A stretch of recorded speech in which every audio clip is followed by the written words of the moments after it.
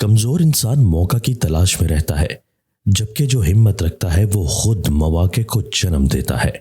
قوم کے ہر فرد میں ہمت و ولولہ اور حوصلہ بھرپور ہو تو جو قوم زوال میں ہو وہ بھی زندہ ہو کر کھڑی ہو جاتی ہے۔ جو عقل مند آدمی ہوتا ہے وہ ہمیشہ اپنی ناکامیوں اور غلطیوں کے اسباب پر غور و فکر کرتا ہے۔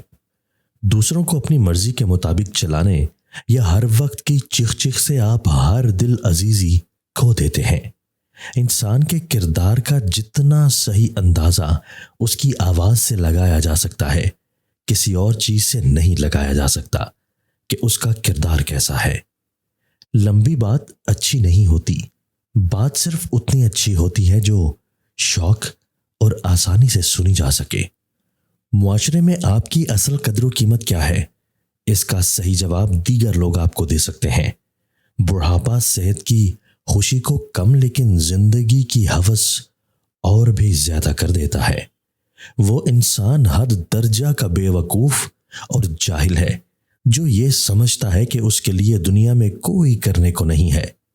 وہ فارغ اور آرام کے لیے یہاں آیا ہے۔ جو روحانی پیشوا ہے اس سے زیادہ تمہارا خیر خواہ اور کوئی نہیں جو تمہیں دنیا کی خرابیوں سے آگاہ کرتا ہے۔ مشکل ایک ایسا عذر ہے جسے ناکام اور بے مراد انسان بھی نہیں بھول سکتا۔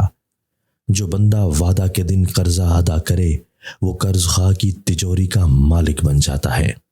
پیٹ لٹک جائے تو نہاتے وقت ناف میں تلوں کے تیل کے قطرے ڈال دو، 3 دن میں پیٹ اندر چلا جائے گا۔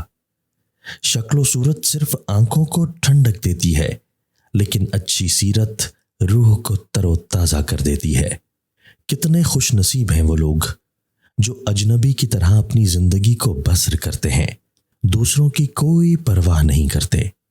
عاقل بندے کی خصوصیت یہ ہے کہ وہ جتنا کامل ہوتا ہے اتنا ہی خود کو غیر مکمل سمجھتا ہے۔ تلوار اور خنجر سے خلقت اس قدر نہیں مری جتنی بسیار خوری سے مری ہے۔